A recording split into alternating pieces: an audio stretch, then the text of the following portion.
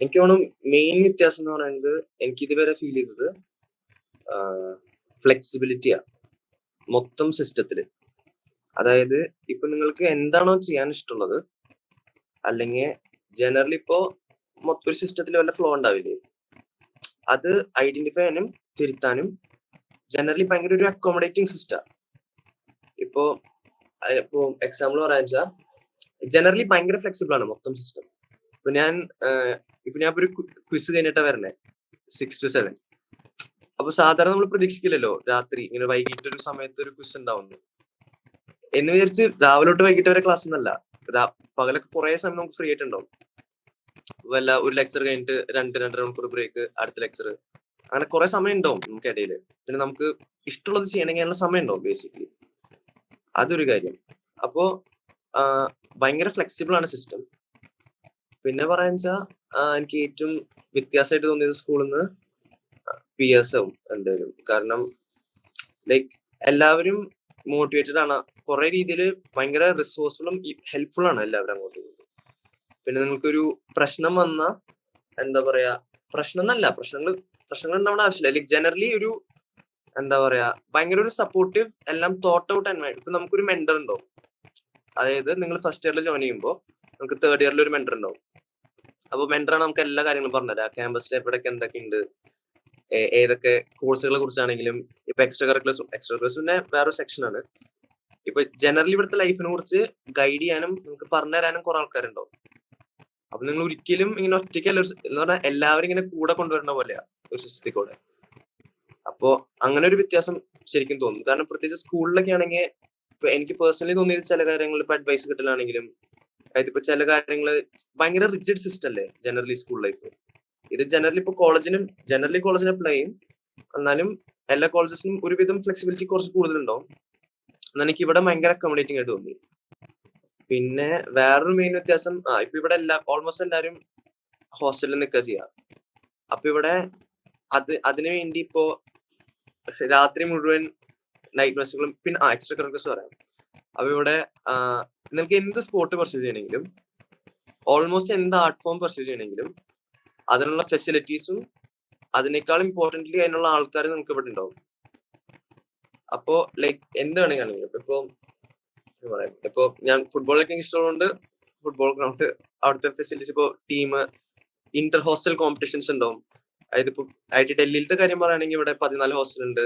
അവർ തമ്മിലൊരു കോമ്പറ്റീഷൻ ഉണ്ടാവും. അപ്പോ നമ്മള് ഹോസ്റ്റലിന്റെ ടീം ഉണ്ടാവും, വേറെ ഇൻസ്റ്റിറ്റ്യൂട്ടിന്റെ ടീം ഉണ്ടാവും. അപ്പൊ അതിന് ഓരോ ട്രയൽസും സംഭവങ്ങളും.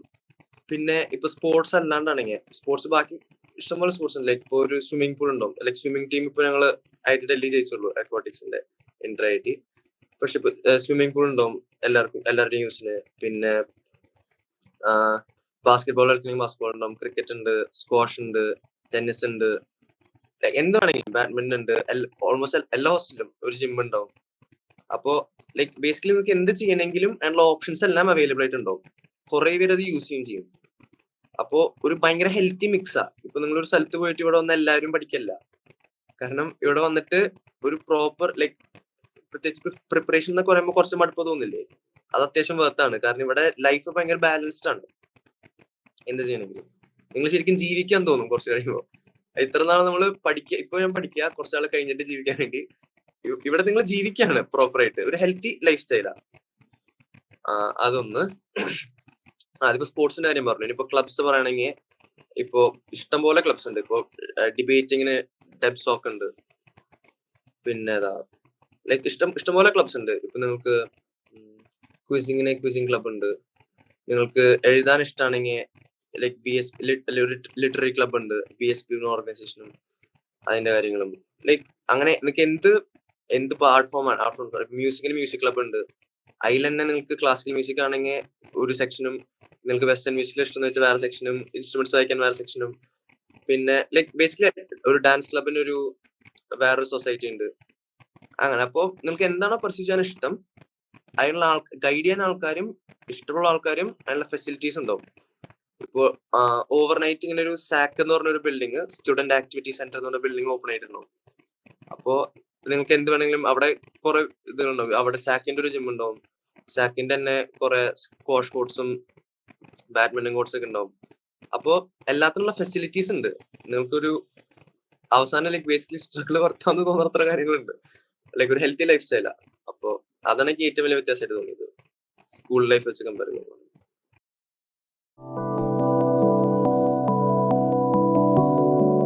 ഓക്കെ, അപ്പോ കോൺസ് എന്ന് പറയുമ്പോ മെയിൻ ആയിട്ട് ഇപ്പൊ ഒരു കോൺ എന്ന് പറയാനുണ്ടെങ്കിൽ അത് ചില സമയത്ത് നമുക്ക് കോമ്പറ്റീഷൻ ആയിട്ട് മാത്രം കാണാൻ പറ്റാണ്ടാവും.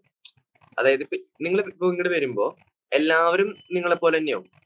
ഇത് എല്ലാവർക്കും പഠിക്കാൻ താല്പര്യമുണ്ട്, എല്ലാവർക്കും കാര്യങ്ങൾ ചെയ്യാൻ താല്പര്യമുണ്ട് അല്ലെ. അപ്പോ നമുക്ക് ചില സമയത്ത് നമ്മള് വൺ അമങ് മെനി എന്നൊരു ഫീലിംഗ് വരും, അല്ലെങ്കിൽ നമ്മളിപ്പോ ചെയ്യണത് പോരാ അങ്ങനെ തോന്നൽ വരും. പക്ഷെ അത് IIT-യുടെ പ്രശ്നത്തിനേക്കാളും ലൈക്ക് എല്ലാ കോളേജിലും ഉണ്ടാവും ഇങ്ങനത്തെ ഇഷ്യൂസ്. അത് ബേസിക്കലി നമ്മള് ലൈക്ക് നമ്മൾ അത്യാവശ്യം നമുക്ക് പറ്റണത്ര ചെയ്യാ, ഹെൽത്തി ആയിട്ട് ജീവിക്കുക, എന്നിട്ട് പറ്റുള്ളൂ എന്ന് വിചാരിക്കണം. കാരണം ലൈക്ക് എല്ലാവർക്കും ഒരു സ്ഥലത്ത് എപ്പോഴും ഇങ്ങനെ ഫസ്റ്റ് ആയിക്കൊണ്ടിരിക്കാൻ പറ്റില്ല. അപ്പോ അത് ആ സ്ട്രെസ് ഇതാവണമെന്നാ മതി. ബാക്കി ഒരുവിധം വേറെ ഇപ്പൊ അങ്ങനെ കോൺ എന്ന് പറയാൻ ഇപ്പൊ എന്താ, ചിലപ്പോ ഇങ്ങനെ IIT സ്പെസിഫിക് ആയിട്ട് ഓരോരോ IIT-യിൽ ചിലപ്പോ വല്ല പ്രശ്നങ്ങളുണ്ടാവും. ഇതാണ് മെയിൻ ആയിട്ട് കോൺ എന്ന് പറയുന്നത്.